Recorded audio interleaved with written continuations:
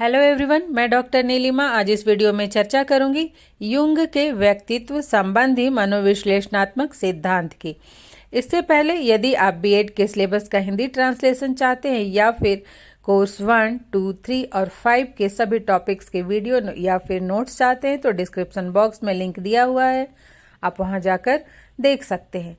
इसके अतिरिक्त भी मेथड पेपर के कॉमन टॉपिक्स के video, micro teaching, teaching skills, lesson plan कैसे बनाते हैं, मेथड पेपर के प्रैक्टिकल एग्जाम की तैयारी के लिए क्या करें, या फिर प्रीवियस ईयर के क्वेश्चन देखने के लिए आप प्लेलिस्ट में जाकर लिंक देख सकते हैं। आइए अब चर्चा आरंभ करते हैं। युंग का व्यक्तित्व संबंधी विश्लेषणात्मक सिद्धांत। युंग जो थे, इनके पिता पादरी थे, इसलिए इन पर अपने पिता का प्रभाव पड़ा और इनमें धर्म के प्रति अधिक रुचि जागृत हो गई थी। युंग जो थे ये फ्रायड के प्रमुख अनुयायी और शिष्य थे, लेकिन कुछ समय के बाद इनका फ्रायड से मनमुटाव हो गया और ये फ्रायड से अलग हो गए। फ्रायड से अलग होने के बाद इन्होंने स्वतंत्र रूप से चिंतन करना प्रारंभ कर दिया, जिसके परिणाम स्वरूप इन्होंने एक नवीन सिद्धांत की स्थापना की जिसे कि विश्लेषणात्मक सिद्धांत कहते हैं। युंग का फ्रायड से अलग होने का जो मुख्य कारण था वो ये कि फ्रायड ने अपने सिद्धांत में यौन पर, सेक्स पर बहुत ही अधिक महत्व दिया था। बाद में युंग ने कई देशों का भ्रमण किया। इन्होंने कई देशों के धर्म, सभ्यता और संस्कृति का अध्ययन किया और एक पुस्तक भी लिखी। एक तरह से हम कहें तो ये सत्य की खोज में पूरी तरह से जुट गए और इन्होंने जिस सिद्धांत की स्थापना की, अपने अनुभव के आधार पर उसमें कुछ निम्नलिखित बातें जोड़ी, जैसे कामवासना, प्रतीक, सामूहिक अचेतन, व्यक्तित्व, स्वप्न विश्लेषण और उपचार। अब हम एक एक करके इन बिंदुओं को संक्षिप्त में समझने का प्रयास करते हैं। युंग के अनुसार काम वासना जीवन की एक सामान्य शक्ति होती है जो व्यक्ति के समस्त व्यवहारों को भी शक्ति प्रदान करती है। युंग ने कहा कि प्रत्येक व्यक्ति में अपृथकीकृत जीवन शक्ति होती है और यही शक्ति व्यक्ति की समस्त क्रियाओं जैसे कि कामवासना, रचनात्मकता, खेल आदि की क्रियाओं को शक्ति प्रदान करती है। इनके अनुसार मानव जीवन में विरोधाभास सिद्धांत कार्य करता है, अर्थात प्रत्येक व्यक्ति के जीवन में दो विरोधी तत्व पाए जाते हैं, नम्रता और कठोरता। इन जो विरोधी तत्व है, इनका जितना अधिक संघर्ष होता है, संतुलन बनाए रखने के लिए उतनी ही अधिक ये संघर्ष अर्थात ये जो विरोधी तत्व हैं, इनमें जितना अधिक संघर्ष होता है, संतुलन बनाए रखने के लिए उतनी ही अधिक शक्ति शरीर पैदा करता है। शक्ति निर्माण जो है ये विरोधी तत्वों के आंतरिक संघर्षों पर निर्भर है, अर्थात व्यक्ति के जो व्यक्तित्व में हर एक विषय पहलू से संबंधित दो विरोधी तत्व होते हैं और उनका जो संघर्ष होता है उसी के आधार पर व्यक्ति के व्यक्तित्व का निर्माण होता है। नेक्स्ट है प्रतीक। प्रतीक में जैसे इन्होंने बताया कि काम वासना शब्द का प्रयोग एक से अधिक अर्थों में किया जाता है। वह शक्ति जो काम वासना शक्ति को सामाजिक कार्यों की ओर मोड़ देती है उसे प्रतीक कहा जाता है, वो प्रतीक कहलाती है। प्रतीक अचेतन में निर्मित होते हैं। चेतन में प्रतीक के आने पर अहम इन्हें स्वीकार कर लेता है। फ्रायड के अनुसार काम वासना मनुष्य के व्यवहार कार्य का मुख्य प्रेरक तत्व होता है, जबकि युंग ने बताया कि मनुष्य के व्यवहार या कार्य का प्रेरक तत्व है स्वरक्षा। जैसे कि फ्रायड ने कहा था कि व्यक्ति अपने हर एक कार्य को काम वासना की संतुष्टि के लिए करता है, किंतु युंग ने बताया कि मनुष्य के व्यवहार या कार्य का प्रेरक तत्व होता है स्वरक्षा। जैसे कि शिशु जो चूसने की क्रिया करता है वो काम वासना की तृप्ति के लिए नहीं करता, बल्कि इसलिए करता है कि वह जीवन रक्षा के लिए आवश्यक है। उसी प्रकार माँ के लिए शिशु का आकर्षण, उसे चिपटना, ये काम वासना के लिए नहीं है, बल्कि पालन पोषण के लिए होता है। स्नेह, लगाव, प्रेम होता है। नेक्स्ट है सामूहिक अचेतन। युंग के अनुसार चेतन मन अचेतन मन का ही परिणाम होता है तथा अचेतन मन दो प्रकार का होता है, व्यक्तिगत अचेतन और सामूहिक अचेतन।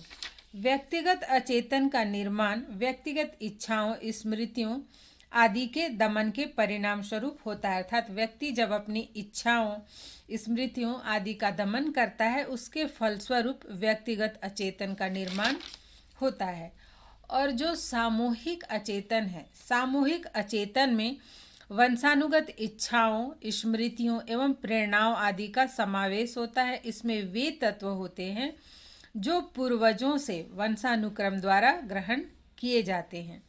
इस प्रकार सामूहिक अचेतन मानव जाति के अनुभव का निचोड़ है, जो एक पीढ़ी से दूसरी पीढ़ी तक हस्तांतरित होता रहता है और आगे भी होता रहेगा। व्यक्तिगत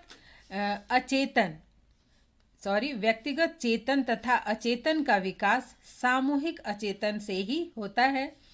व्यक्ति की स्मृतियां मूल रूप में अचेतन में निवास करती हैं तथा प्रतीक के माध्यम से व्यक्त होती हैं। संक्षेप में कह सकते हैं कि व्यक्तित्व के निर्माण में सामूहिक अचेतन तथा चित्त का बहुत ही अधिक महत्व होता है। उन्होंने अचेतन के जो भाग बताए, चेतन, अचेतन और सामूहिक अचेतन। अब जो उन्होंने नेक्स्ट बिंदु बताया वो है व्यक्तित्व। युंग ने व्यक्तित्व को दो भागों में विभक्त किया, अंतर्मुखी तथा बहिर्मुखी। इनके अनुसार व्यक्तित्व की इन दो चरम सीमाओं के मध्य जो व्यक्ति पाए जाते हैं उन्हें उभयमुखी कहा जाता है। इन्होंने कहा कि जिन व्यक्तियों की रुचि स्वयं की ओर केंद्रित होती है उन्हें अंतर्मुखी कहा जाता है तथा जिनकी रुचि भौतिक तथा सामाजिक वातावरण की तरफ रहती है इन्हें बहिर्मुखी कहा गया है। अर्थात ये भी कह सकते हैं कि अंतर्मुखी जो व्यक्ति होता है ये आत्म केंद्रित होता है और बाहरी संसार से उसे कोई लगाव नहीं होता और इस तरह के व्यक्ति अपने में ही लीन रहते हैं। जबकि जो बहिर्मुखी व्यक्ति होते हैं ये सामाजिक कार्यों में रुचि लेते हैं, ये मिलनसार और घनिष्ठ संबंध स्थापित करने वाले होते हैं। अंतर्मुखी तथा बहिर्मुखी व्यक्तियों को मानसिक क्रियाओं के आधार पर भी व्यवस्थित इन्होंने किया है और इन्होंने कहा कि मानसिक क्रियाएं चार प्रकार की हैं, चिंतन, संवेदन, भावना तथा प्रज्ञा। और इन क्रियाओं में चिंतन व भावना तथा संवेदन व प्रज्ञा एक दूसरे के विरोधी हैं। फिर इन्होंने कहा कि अंतर्मुखी और बहिर्मुखी व्यक्तित्व के बीच में जो व्यक्ति आता है उसे उभयमुखी कहा जाता है। जो नेक्स्ट बिंदु इन्होंने बताया वह है स्वप्न विश्लेषण।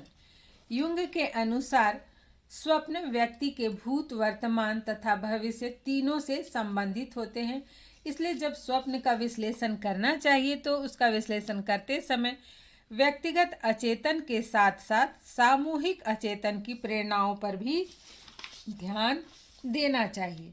जबकि फ्रायड ने कहा था कि जो स्वप्न है, स्वप्न में अतीत की अतृप्त एवं दमित इच्छाओं की अभिव्यक्ति होती है और युंग इस बात को अस्वीकार करते हैं। ये कहते हैं कि स्वप्न व्यक्ति के भूत, वर्तमान और भविष्य तीनों से ही संबंधित होते हैं, इसलिए जब भी व्यक्ति के व्यक्तित्व का विश्लेषण किया जाए तो व्यक्तिगत अचेतन के साथ साथ सामूहिक अचेतन की प्रेरणाओं पर भी ध्यान देना चाहिए।